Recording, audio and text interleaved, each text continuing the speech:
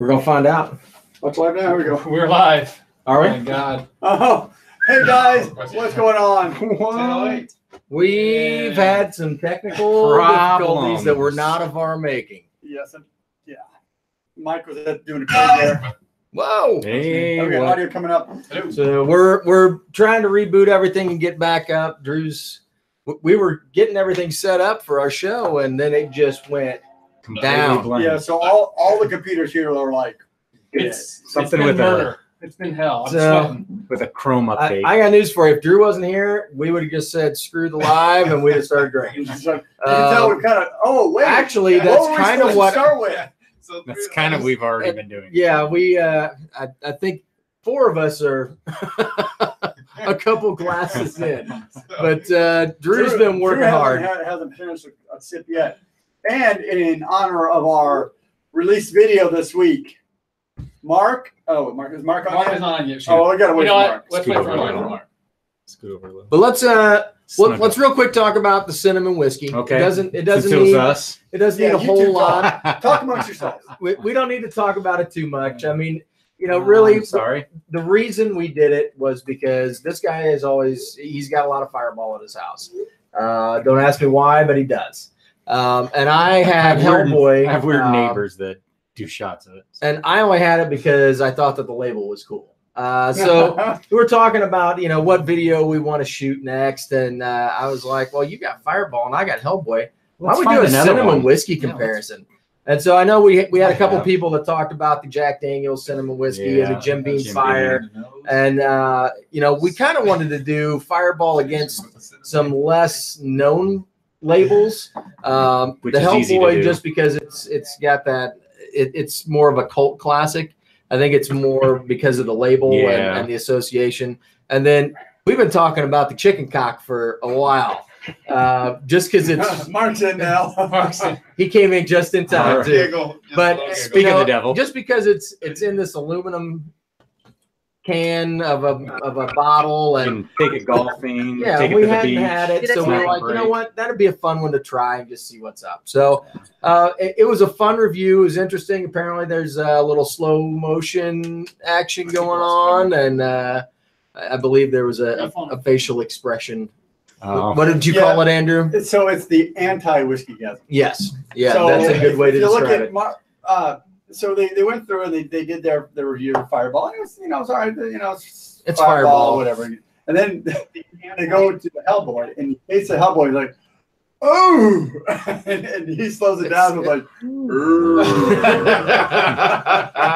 it brings the thunder a little bit. So you know what? None of these are really worth like drinking for enjoyment. It's not that kind of thing. Yeah. But cinnamon whiskey is a big deal, and so we just wanted to kind of play around with it and talk about a few of the different brands and compare and contrast. So I'll repeat myself by if you go to a party, 95% of the parties you'll have a bottle of Fireball, unless you're at this house.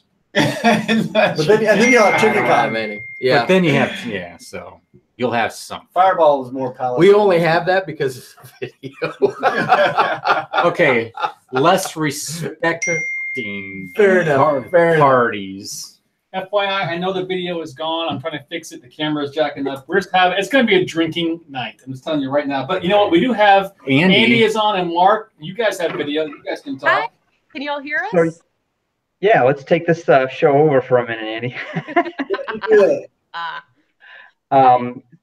Yeah, so we are in 2 different locations. I am in D.C. for work, and Andy is in the great state of Alabama, right? Sweet home Alabama. Sweet home Alabama. What are you doing in Sweet home Alabama?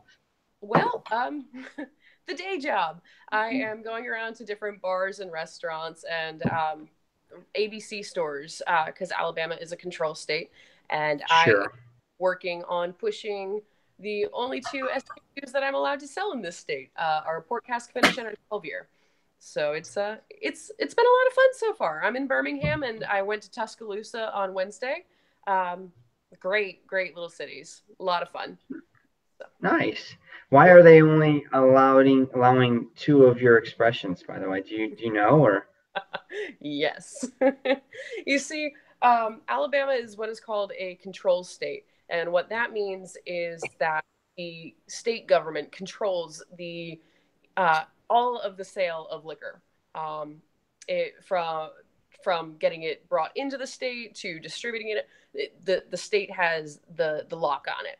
So the state has to approve any labels that want to be sold in the state. And currently, we've only managed to get approval on the port and the 12-year because they are our best sellers overall.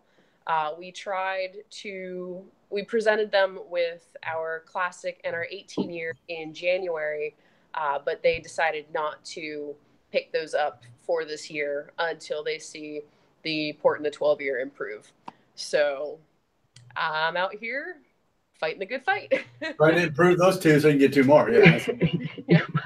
Is that just spirits and liquor, or does it include beer? To the best of my knowledge, it does include beer and wine, but it kind of hits the spirit side harder. Bible Belt stuff.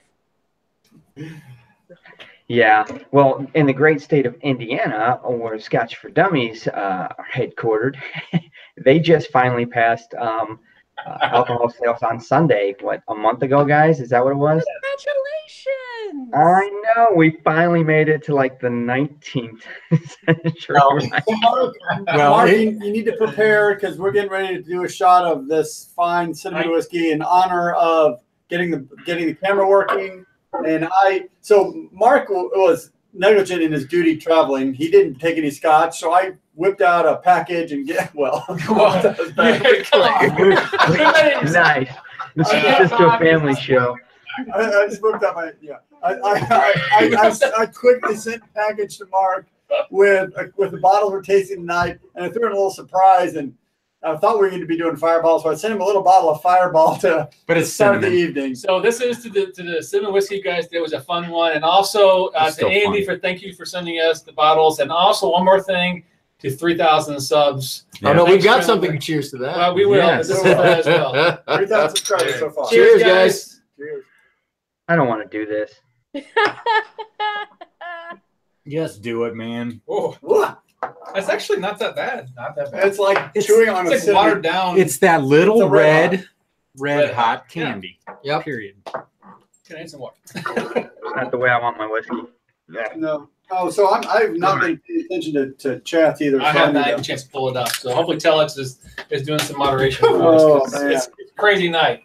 Google decided just to throw us a curveball right before, like, we were all talking just like this. Everything was fine. And then all of a sudden, just closed up. Closed up.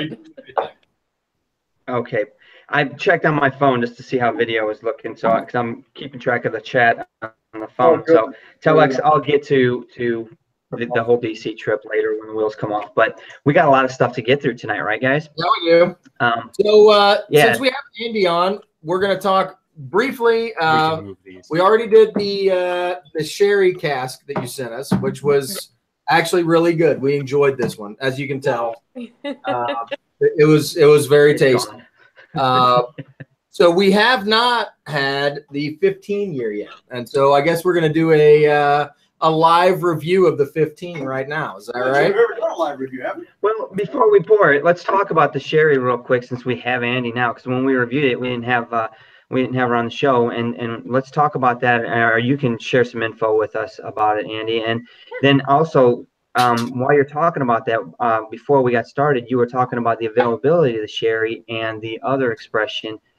Which I want to pose the question to the guys. Do we have the sherry on our shelves in Indianapolis as of yet? I think I so. thought I saw it.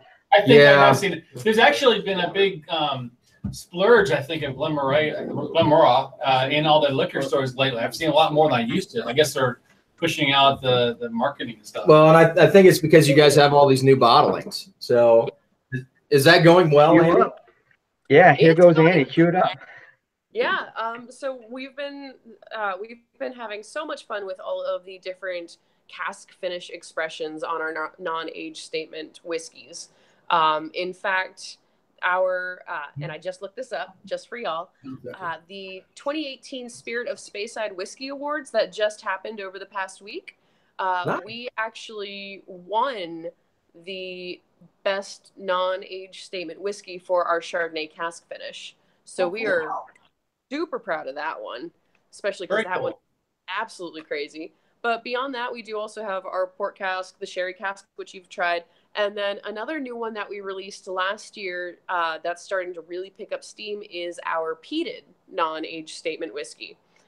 It's a very light peat. It's about 25% peated spirit to 75% classic single malt. And it's just, it's like standing next to a barbecue instead of being inside of the campfire. Nice way to put it. Well, interesting. Tom asked for you to talk about that. So I want to know, Tom, is it available in the Chicagoland market? Because I haven't seen it, but I really want it now that Andy's talking about it. And I know the other guys do because we're all Pete heads. So where can we get it, Andy?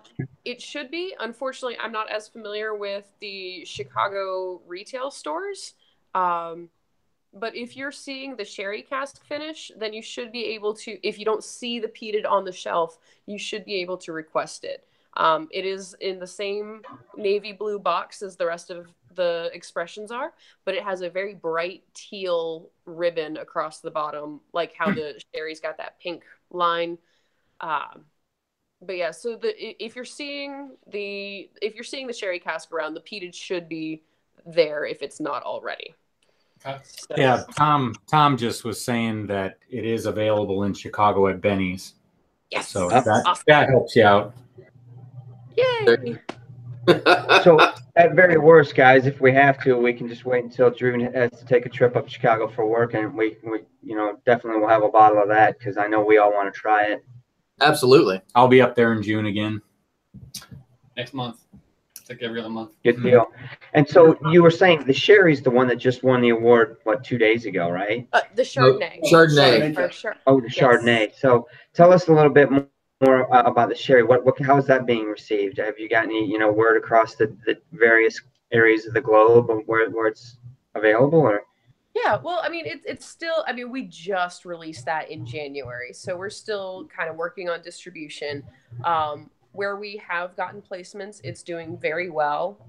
It's kind of like a lighter, spicier version of our port cask finish, which is going over super well.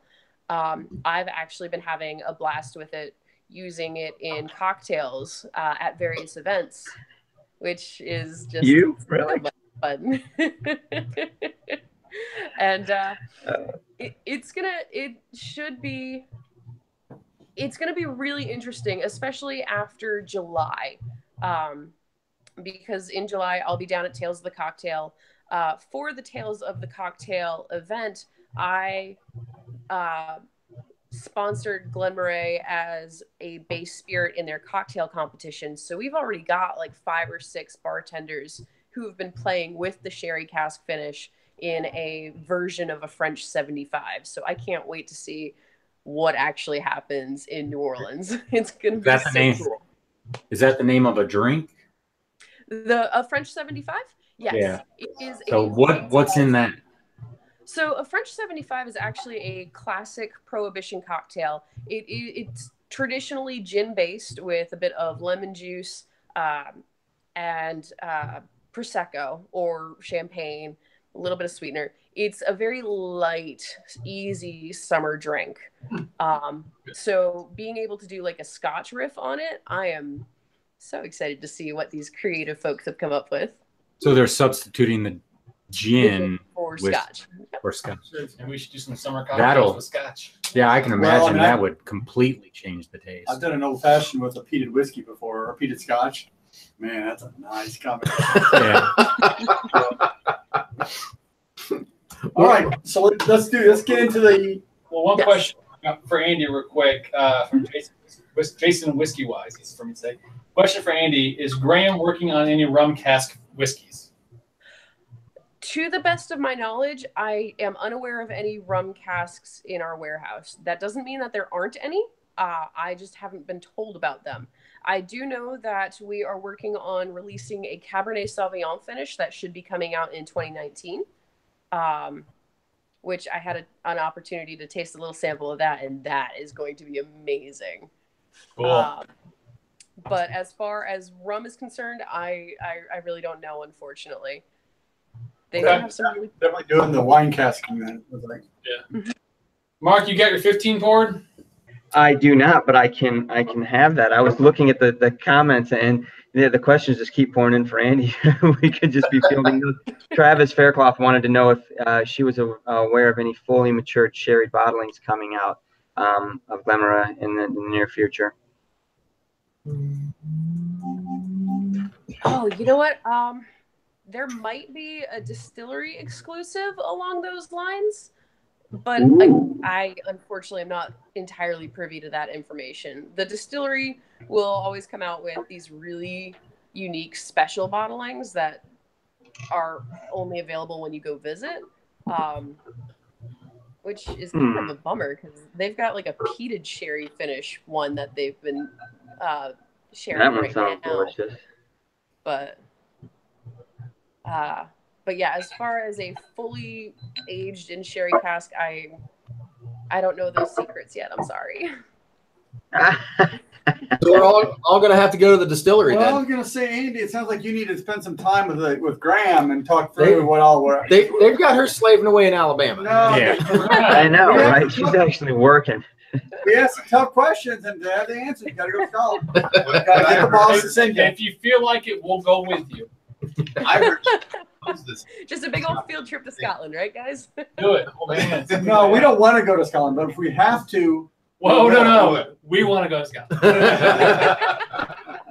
I would leave tomorrow, especially since it's Mother's Day weekend. So one of the things that I want to right? One of the things I want to do tonight, guys, is we have not tried this. This is our first round.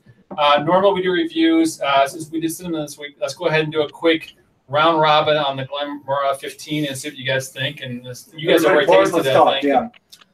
Yeah, I poured it. So I can tell you, because we had a glass of the sherry finish earlier.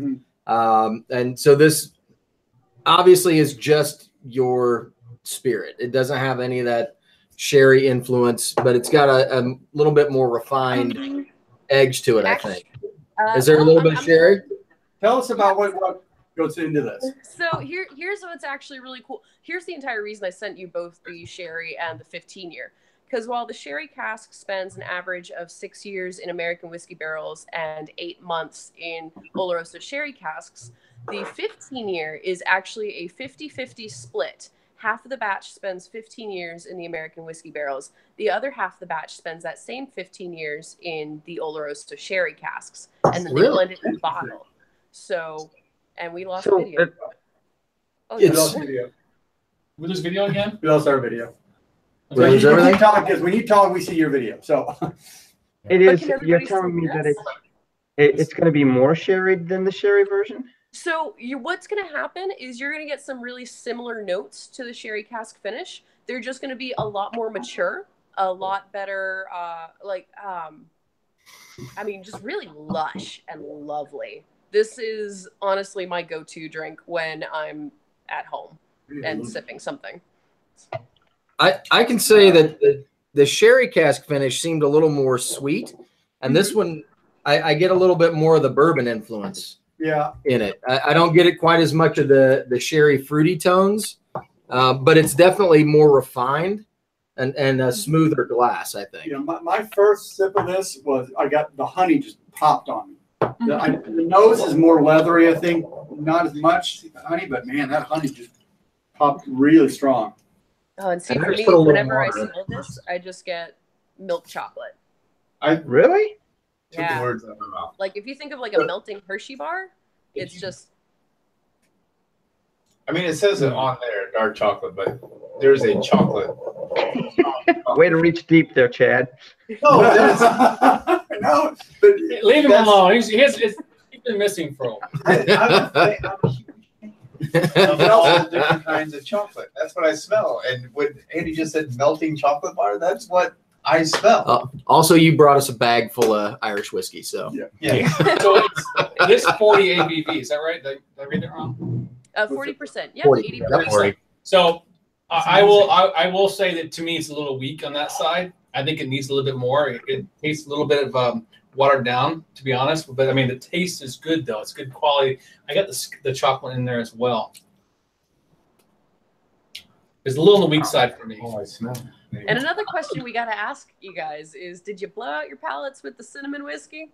Nah. Yeah, exactly. We have very strong palates. If you notice, each of us had another glass of whiskey of scotch afterwards. We did. Kind of reset. Kind of, yeah. Recalibrate. Right. That's an absolutely fair point, though. Cinnamon whiskey before scotch, not a great idea. But it's a nice easy drinking drink. Yeah. No, it's got smooth a and great enjoyable. nose. Mark, what do you got? I'm trying to catch up on these comments because there's some really good questions I don't want to see get passed up for Andy. So I think it smells, I like the nose a lot. It smells softer to me, but I don't have the sherry that you guys did to compare it to right off the bat.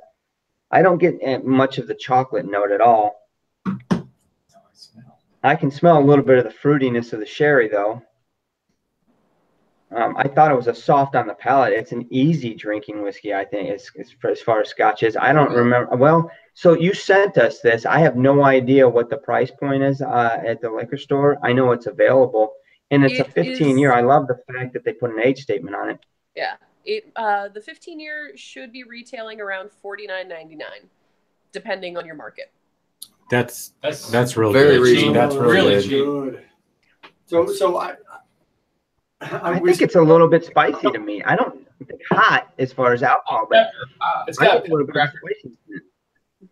we spent a couple hours with another whiskey ambassador the other night, and when he had this glass, and he just kind of went like this. He just went in and just dug his full nose into it, and I'm getting a lot more depth of nose when I can do taste that. the chocolate. It's sweet. Oh my gosh. Honey, some light fruit. I mean, really. You kind of have to dig for it. So I'm saying it's not gonna punch you. It's not my wheelhouse where I like the richer flavors because my palate is generally fairly weak. So if it's not a lot of flavor, I don't get as much out of it.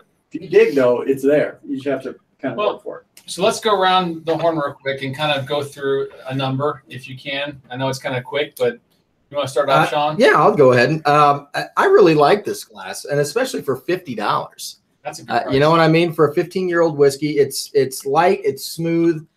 I'm going to give it a 2.5. I think it's an easy drinking glass. I got no problems with this whiskey whatsoever. Okay. No off flavors. It is a lighter glass, so I mean, I'm with Andrew. You do kind of have to really get in there to dig for it, but it's light and it's fruity, and I like it. So, Andrew, what do you think? I'm going to give it probably a 2 for me because I'm a simplistic guy. I don't like having to work for my flavors. So I mean, $50 a lot of effort. For $50, yeah, it's not a bad price. I like the stronger flavors. This is one of those ones that it's everybody can drink it. Yeah. You're not going to off-put anybody. There's nothing wrong, nothing off about the scotch. It just doesn't have the richness that I like. So I'm going to give it a 2.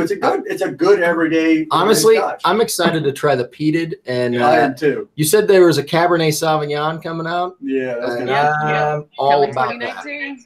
See, All right. that's my wheelhouse. A little stronger flavors. I think you guys are right. I really like what your guys are doing with the Glen Moray series right now, Glen Moray series. I think the 15, I already mentioned it was a little weak, but I'm going to give it even a big boost for the price. I think what you're getting out of this bottle, a 15-year for $50, a great taste, an easy drinking taste, a little spicy pepper at the end. I'm going to go 2.5 as well. If it was a little more expensive, I'd go 2, but because of the price and what you're getting out of this one, I think it's a good 2.5 value for me. Yep. Mark? Well, I'm between the 2 and 2.5 myself here. I think I do like the end spice of it, and I don't. You said something about that, Drew, which is cool, because nobody else mentioned it. But it kind of reminds Johnny Walker Swing, and there are times when I really get into that spiciness. I'm a mood drinker.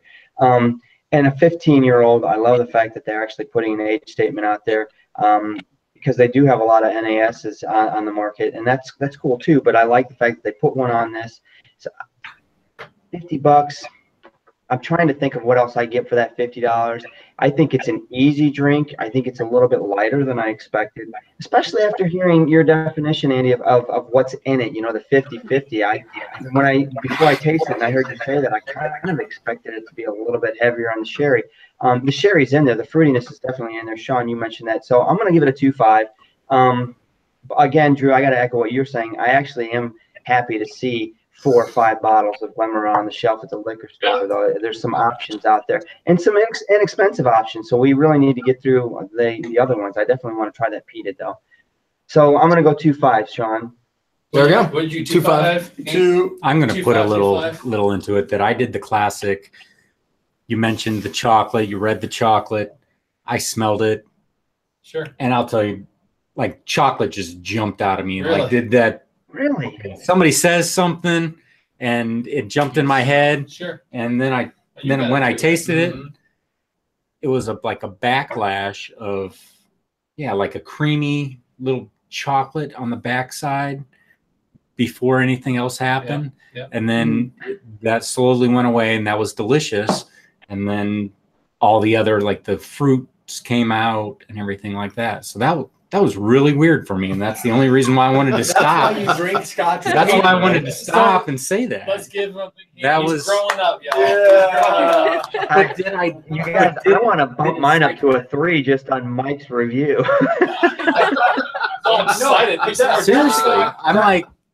For those of you watching, that's exactly why it's best to drink Scotch with others, because yes, it'll influence you, sure, but you're not going to say no. I don't. I mean, if it's not there for you, you're not going to say Yep. But if it says, oh, that's what I'm tasting. But I don't want it to run into, like, if somebody says like peanut butter pretzels.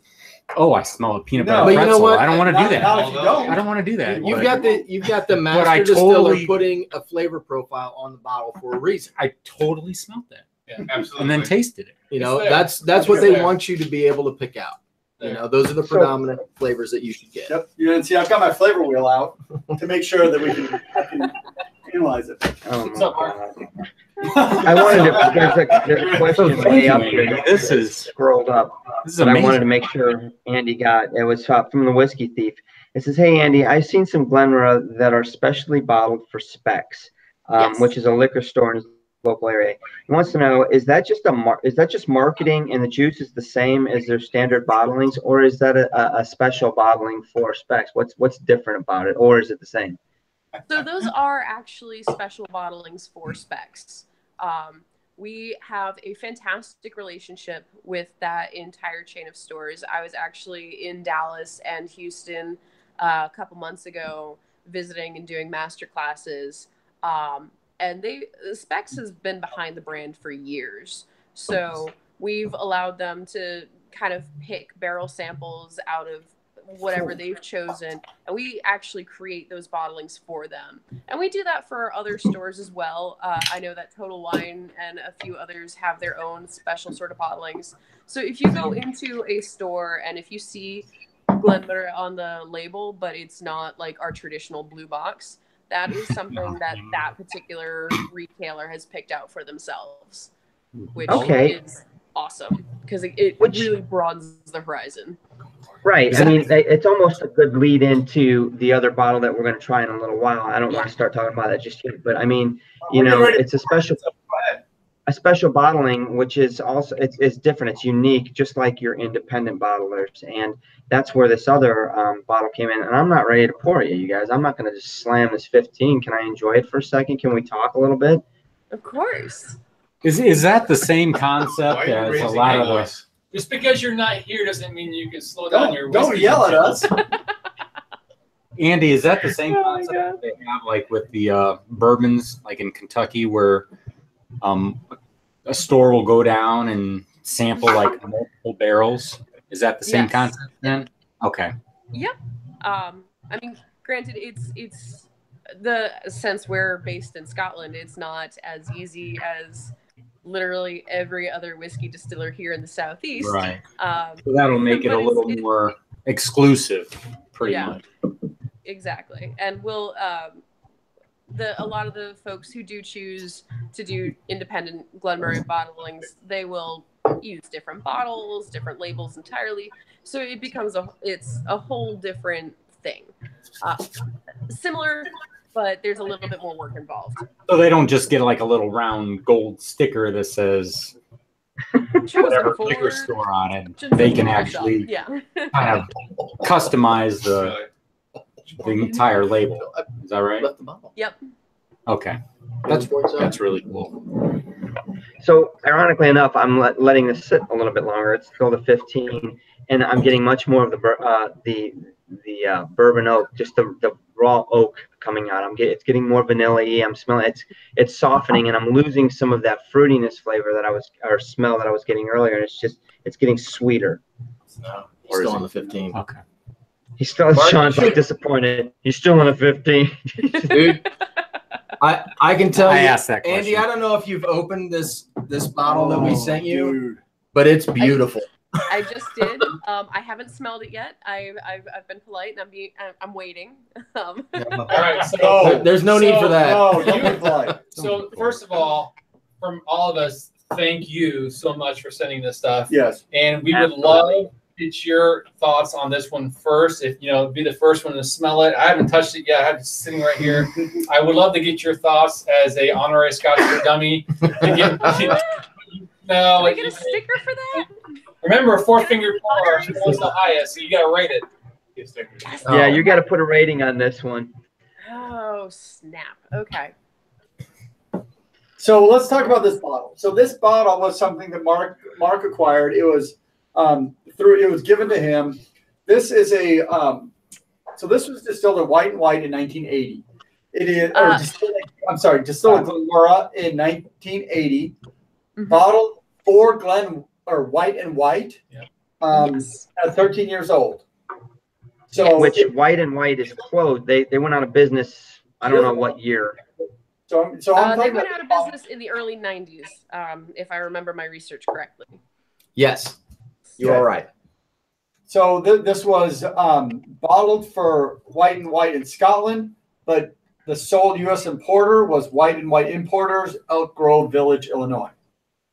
So this bottle was purchased at a local shop. Mark, do you know what year that was? It must have been it was 90s. 92, 93. Yeah, the bottle was purchased, I want to say in 96. The individual that purchased the bottle had purchased it at the Conn's whiskey event in Indianapolis. Conn's is a large liquor store, whiskey store in Indianapolis, and they were doing annual events back then. I don't know if they still do them now. They very well may. And he bought this bottle then and put it away and forgot about it, basically. And then the day came, 6 months ago, when he's trying to empty his house out of liquor because his boys are about that age and he doesn't want to tempt them. And he knew we were doing this. And so he literally just gave it to us. So wow. I remember on the back of the bottle, the one thing that stuck out about me about this bottle was on the label, it has a year, like an age. And what's that age? I want to say 16, or is it what? It says 13 years old. Okay. But on the front, it says not less than 12 years old. Right. So there was a special sticker put on the back. Can you talk to that? Yeah. So with Scotch law, and this is a history thing. So I'm not entirely sure when the Scotch laws kind of were adjusted, but I can assume that it was after 1980. Current Scotch distillery law says that you cannot, if you put an age statement on the bottle, that age statement reflects the youngest whiskey that's in that bottle. So, like, for example, that 15 year that we were just drinking, the youngest whiskey that's in that bottle is 15 years old. There could be some 18 or 20-year-old, but youngest whiskey in that bottle is going to be 15 years old. So with this particular label, given that it's clearly from the, let's see here, 1980. Well, that was when it was distilled, but when it was bottled, if it's 13 years old, so it's like 1993. 1993. Yep. So one can easily assume that prior to 1995, they probably didn't have to give the youngest label, but they probably had to give an indication that, nothing in this bottle is younger than 12, 13 years old. The fact that they did include a little sticker on the back that says that it's 13 years old leads me to believe that it is indeed 13 years old. However, it's just labeling legal issues. So it's, yeah. This is gonna be real fun. I haven't even sipped it yet. I'm just kind of enough talking, Andy. Smell and drink. You're asking me super nerdy questions that I actually have half a clue about. I love it. Great. Our fans love that stuff. But I'm so excited to see you taste this. I can tell you won't be disappointed. Ooh, the nose is so much different. The nose and almost hot. So it's very fruity. It's 43% ABV, so it's a little bit higher than the. Chad, do you have this? So yeah, and I don't know if you guys can tell on my cheap camera from my laptop, but the old 80 is so much lighter. Andy and I were talking about it earlier before the show, and there's definitely a color contrast between the two. And Andy, you had said that based just on the color, you know, you made some observations. There were no color additives added. Yeah, this was probably like straight from the barrel, no chemical colors added, real natural stuff. But Mark. So I'm gonna launch right into this tasting thing.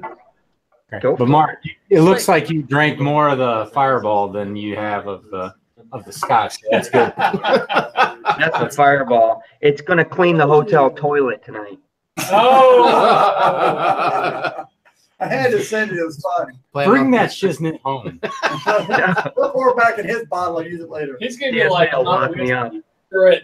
I got a fresh bottle of rum chata that'll go great with. All right, okay, everybody. It's Andy's turn. This is flipping delicious. When I'm smelling it, immediately on the nose, I get this really cool red delicious apple character to it. Mm-hmm. Like that really just apple orchard. It smells like you're going apple picking.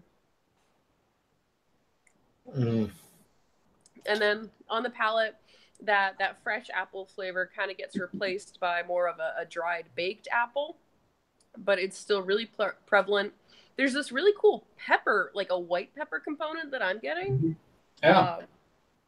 It's light, but it's complex at the same time. It's smooth and soft. Yeah. Apple pie. Yeah, well, I wouldn't even say that because there's I don't taste the crust. Cinnamon sugar, but there's definitely like a baked apple chip character to it. Yeah. Oh, apple chips. See, there you go. Yeah, that's it. Yeah. It's interesting you said that pepper though, because very similar to what I got on the 15. Yeah, like that sort of. It's almost like a savory dry spice. Oh, that is really nice lingering finish. There's a little bit of a burn from the alcohol, but this is. And this is 43%. Let's make sure we note that, right? Yeah. This is a little bit higher. So yeah. It's really nice. Mark, what do you got so far? I like it a lot. I'm going to let it sit here for a few more seconds and just open up. It's definitely different on the nose. It's definitely different on the palate. I think it's a softer, smoother Scotch. Yes, I'll agree with you a little bit on whether it's a pepper or something. I almost wanted to say like a light clove, but maybe it's more of a pepper. But it's not strong. It's light. It's very soft. And so I'm going to give this a few more minutes to sit down and let me think about it. But I'm blown away by it, the differences, because Annie and I talked about, I'd asked her, and I said I was going to ask her on camera as well, is, what are the chances that this is the same mash bill? What's different other than the age and the fact that two different master distillers made this, right? So this came from a totally different time at that distillery. This was a different guy in charge when this was made from what we just tasted. So, what can we expect from the ingredients? And so I'll pass that back over to Andy. Yeah, so the biggest difference that could possibly have happened, Glen Moray is a single malt whiskey. We use a single malted barley. The biggest difference in our grain bill would be who we source that barley from. So this could have come from a completely different farmer than who we currently source from. The barrels that we bought back in the 80s could be from totally different distilleries. There's no indication that this is like a first fill bourbon barrel of any sort. So it could be a reused barrel. There's just so many different factors that kind of go into it, which really makes this a fascinating step back in time, which I am absolutely loving. Which, by the way, I don't know. Did we tell everybody that we actually sent Andy a sample of this to send to the distillery so that the current master distiller can maybe sample something that was made in his distillery from a previous steward, right? So a guy 2 or 3 times before him. I think it would be interesting for him to take that walk back, right? I don't know. Of course, he probably has all kinds of that stuff at his fingertips. Well, it's a chance as to whether or not he actually is pulled a sample from the barrel or not.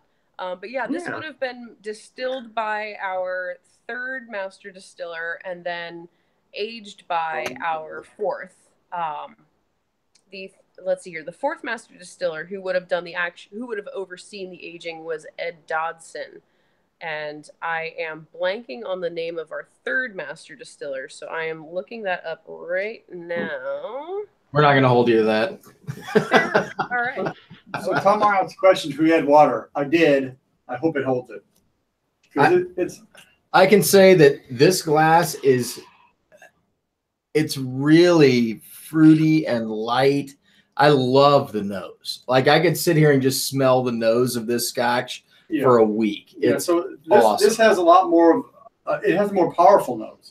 Yeah. I was looking at the flavor wheel here. When you add nerd, I don't care. But nerd. I'm getting this like leafy green leaves, kind of hay, kind of herbal nose on it where you get where it's a class. It feels like a Highland, that floral. But it's almost leafier. It's like not, breathing in a spring day, really. It's like apple blossoms and and honey and fresh just salt water. Yeah, I mean it's really, really, but it's a strong nose. It really is powerful. It's a different, unique. I mean, it's something that it's not like crazy, like whoa, it's just a little different. I mean, and I like it at a little bit higher ABV. And now I'm curious what the 15-year-old would taste like at a 43 or 46%. That's what I was saying earlier. I think the 40% is a little too weak for it. You push it up a little bit more, I think it's going to get a little more. And I added a few drops to this and didn't touch it, did it? It's got that kind of meaty mouthfeel. It tastes like the classic Scotch, like you see with some of the Bruichlades that are a little more, just earthy. Not earthy. They don't do a lot of casking stuff to try and adjust their flavor. They just I'm giving you the grain. Here you go. I'm going to distill it and bottle it. I'm not going to add a bunch of different castings to it. And this kind of reminds me more of that. It's just simple and clean. Yeah. It's very fruity. I've got like strawberries now after I sat here for a little bit on the nose. So Andy, did you enjoy the glass? Yeah, she has to put a number on it. I'm enjoying it. I don't want it to end. Number on it. Oh, I know. What's your number, Andy? So our numbering system, for those that don't know, we go from 1 finger is you don't really want this to 4 fingers that fill my glass up. So it's all about the depth of the pour. A 2 finger, a 2 finger is one of those. It's a pretty average Scotch. I would drink it typically, but if you get into the 3s and 4s, you're like, pour me a glass almost every day. It's amazing. Now this is unobtainable. Bottle is full of unobtainium that you can't get it. But if you could, so we don't have a price. We can't compare on price. But if you had this bottle on your bar and of the selection you have, where would you put it? If this was something that I could get every day with no trouble whatsoever, I'd give it a 2.5. But given the fact that this is the only time I will ever get to drink this, I'm going to give it a 3.5. Whoa! Just based on scarcity and How many times in life do you get to try something like that? Yeah, very few. It's not like it's crazy, cool, expensive. It's unique. It's something you don't see anymore. We should wash it down with Dallas Dew. So I've let this thing sit. I did not put any water. Did you guys add water to yours? I did not. Andrew did. I did, and it just powered right through it. I can tell you right now that I didn't need water.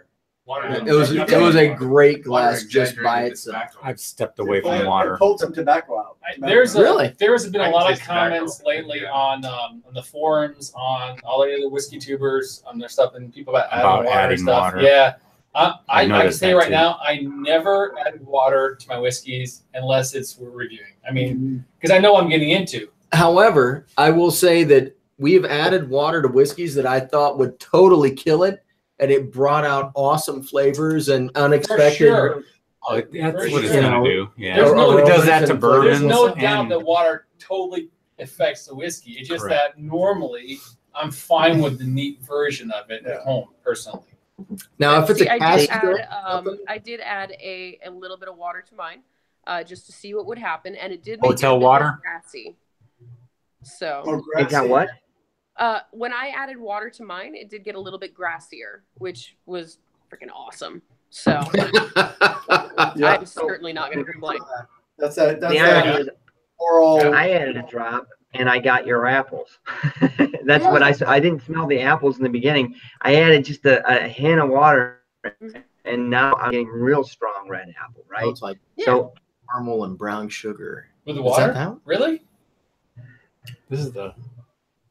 So I even got candied like apples a little bit on the nose when I was spelling earlier. Yeah, I got your just a slight sweetness red delicious apple. Just a little bit like the red, like you said earlier. Not a tart apple, but just a little bit of sweetness on there. Yeah, it's really a wonderful. It's not. It's very pleasant. Yeah. So your distillery's been doing good stuff for a long time, Andy. 120 years. 120 there you go. Years. Nothing to be ashamed of. Nope.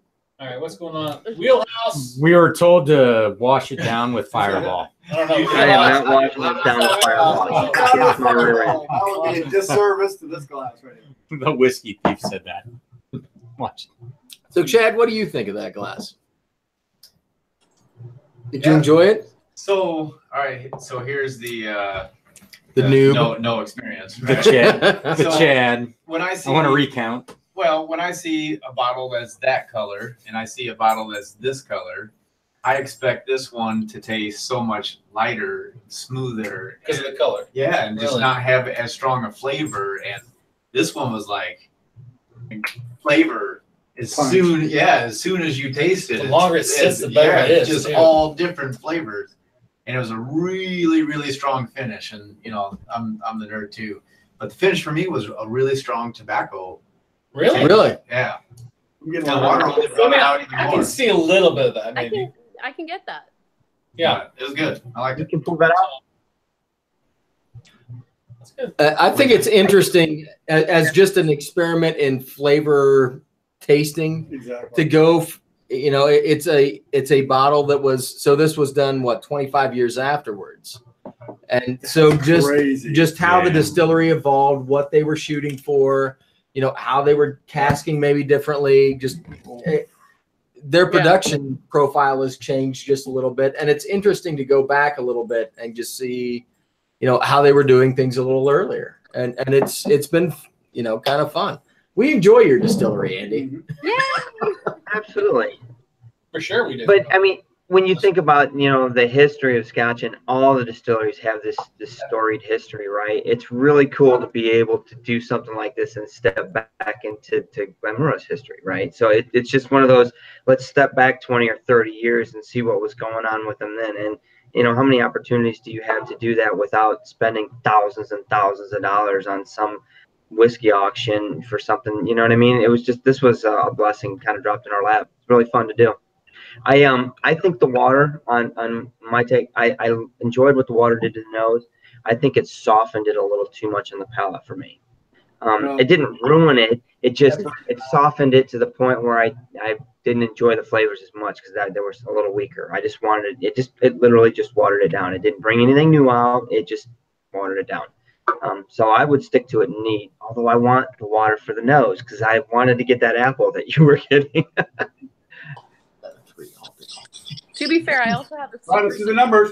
You snob. Let's go around the Scotch for Dummies. Yeah, what you got? What's Andy got? Andy said 3.5. 2.5. 3.5. 3.5. I'm going to give it a solid 3. It was very, very good. I'll throw in a 2.5. 2.5. You do what you do. You're still on fire, guys. I'm giving it a 3 because it has a richer flavor. It has a more potent character. You add water, it just changes. I'm getting all this peppery on the finish now. It just is really nice, and I just it's easier for me to pull those flavors out. Mark, what do you got since we lost video? I give it a 3. Are you guys out on the video? I can't tell. I'm just still talking. I was giving it a 3. But if you guys lost video, that just gives me. Okay. Well, we can see. I can see you and I. I know that's what I was going to say.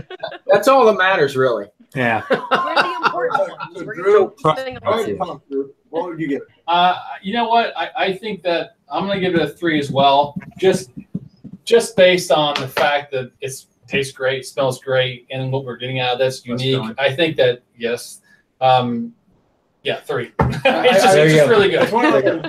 So I hope that your master distiller takes that bottle and uses this as a way to maybe he can go back in the records and the mash bill and the bottling and maybe he can find something. I don't know. It's a great bottle. You know, I just think it's cool to be able to walk back in time a little bit and look at what people were doing before you. That's you know, whether you appreciate it or not, you know, it's nice to look at what they were doing. Well, and then it also pisses people off like me since I'm 45 years old. I've been going in liquor stores for, 37 years. A long ass time. That I could have picked up a lot of these bottles when I was 21. Right? Could you imagine? Yeah. Like, you were too busy buying Firebar. That wasn't even around. Although somebody said that was Dr. McGillicuddy's cinnamon. Yeah. And Aftershock. It's funny you mentioned that because even that and what's the other one? Avalanche. Avalanche and Aftershock. You know, you didn't mention what I used to drink. You guys are gonna laugh. I used to drink Rumplemans. Oh, of course you did. And Goldschlager. I want to throw out there. I was in 80s hair bands. For the record, on my 21st birthday, I was drinking Glenfiddich. No way. Not because he wanted to. The old man told me he was going to choke some of this down.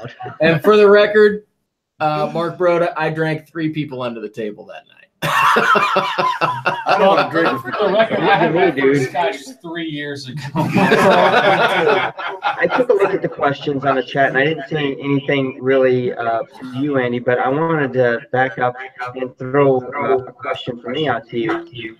What's on the horizon for the story? Where are you guys going? And obviously, you guys have made a lot of waves in the past 6 months or so, and we've even seen comments on some of our reviews about that. People are asking what's going on. Where are you guys going? What do you see coming down the pike? Yeah, so actually, we're really excited about what's coming up in the future. I think we may have mentioned it earlier live that we're going to be doing the Cabernet Sauvignon finish. I've heard whispers of experiments with Madeira cask finish.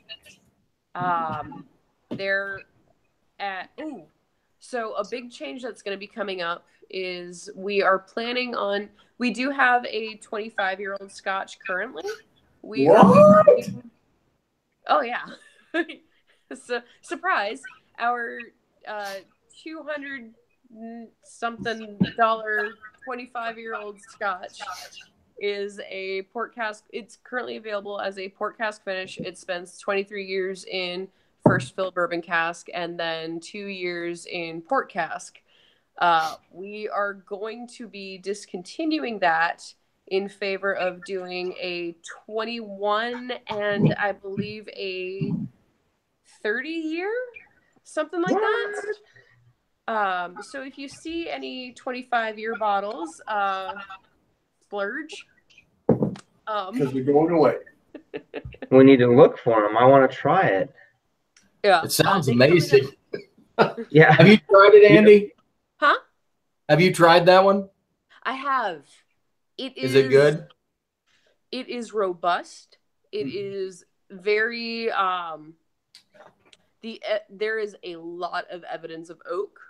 It is very bold flavors. So for those of y'all that were at the that Indiana festival that I was at, and you tried Whiskey our Expo. port cask Whiskey Expo. If you tried the port cask finish while you were there, kind of imagine that cranked up to 11. Wow. Nice. Wow. Very intense, really tasty 11. stuff. Yep. So yeah. So if you, Sounds like something we should try.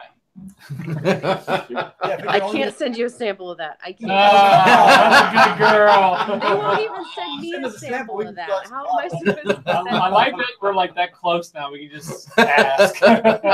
You know what, Andy? In all fairness, if we find a bottle of 25, we don't care that it's being discontinued. We're opening it, right? Yeah, Yeah, we don't That's what happens. we don't invest in whiskey. We Mark, drink you've whiskey. been to this bar, right? Absolutely, Sean. That's the rule.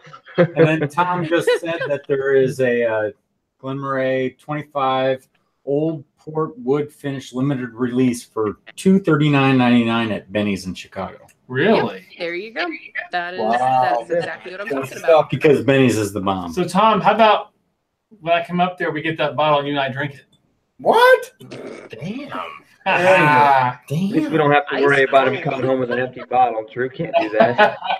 I suppose not. And here's the really fun thing with those 25-year port cask finishes. There are 2 editions. There is the one that was distilled in is it 86 or 89? And then there's the more recent release, which was distilled in 92. Knowledgeable. So it's and it might the website might not have that information because it's included in a nice little like diploma thing that comes with the box. So You gotta open the box before you buy it to see I what love they, it. what Yeah. And it's probably sealed.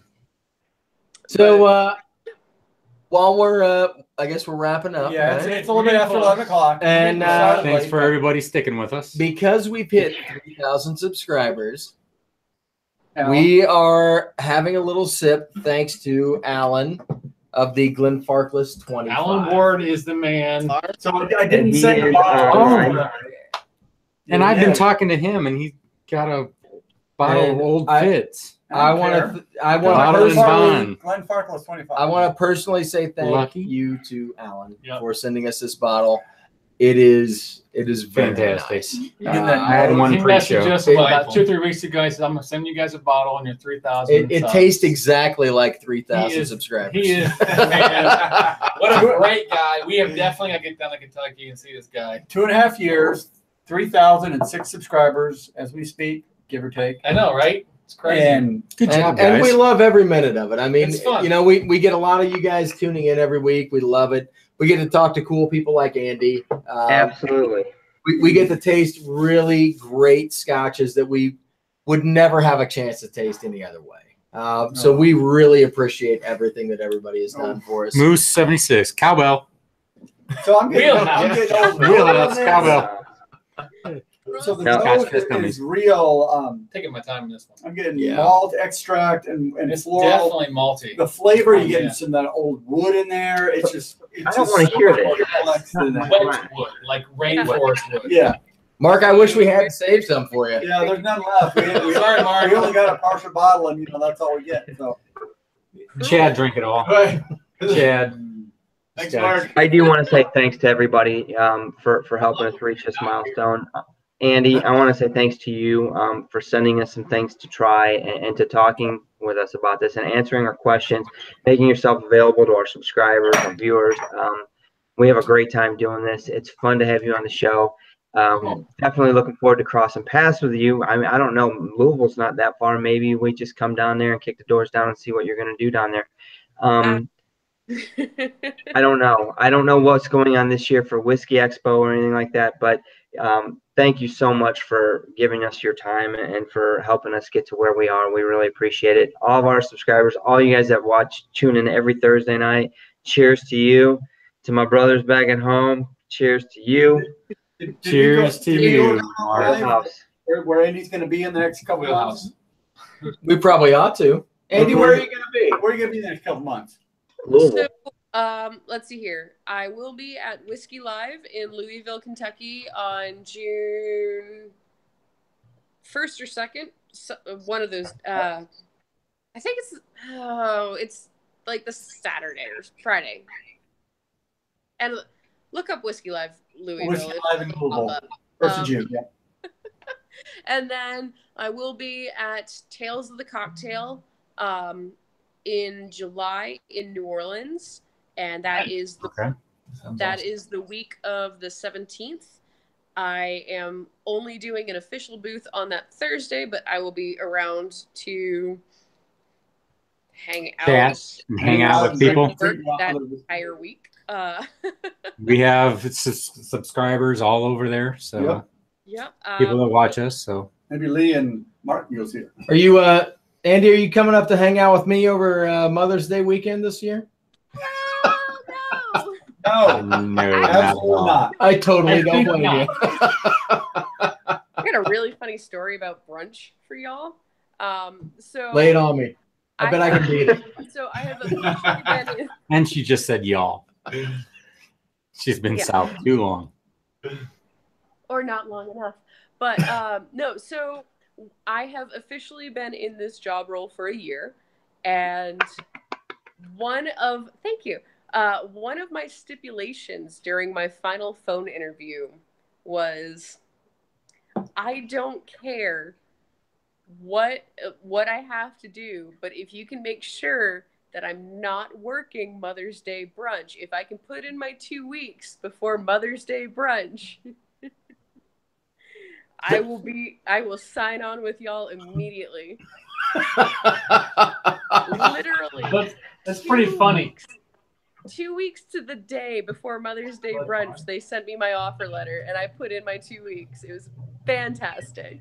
I have been in the restaurant business for way too long.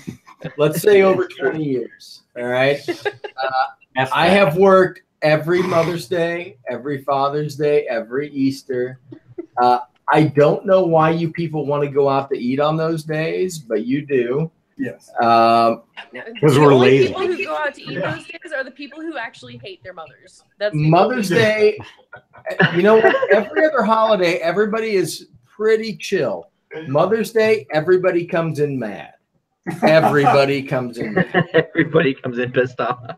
And I mean, everything has to be perfect for mom, and nothing's going to be perfect for her. God help you if you don't have bottomless mimosas. Yeah. I see 1,000 people at my restaurant, and you'll turn twice. Everybody wants to sit outside. Of course. I can't seat everybody outside. I hope it's raining. It's just not going to happen. I'm going to pick a fight with at least 6 people. I go into work knowing that is just how my day is going to go. It's just a matter of who I'm going to pick a fight with. So, Andy, this steak tastes like football leather. Fun fact, if you mix whiskey with sweet tea, you can only smell the sweet tea. There you go. It helps you get through it. Here's another fun fact. I don't have a boss. So when you want to talk to my boss, you are out of luck.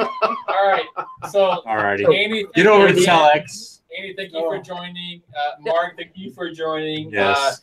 Thank you all for joining and sticking around tonight. We appreciate you Cheers. all. Wheelhouse. Alan, thank you for this. You are the man. Alan, thanks, buddy. And Telex is live right now. Check it out. Thank everybody. Yeah, get on Telex. Andy and Mark, any parting words?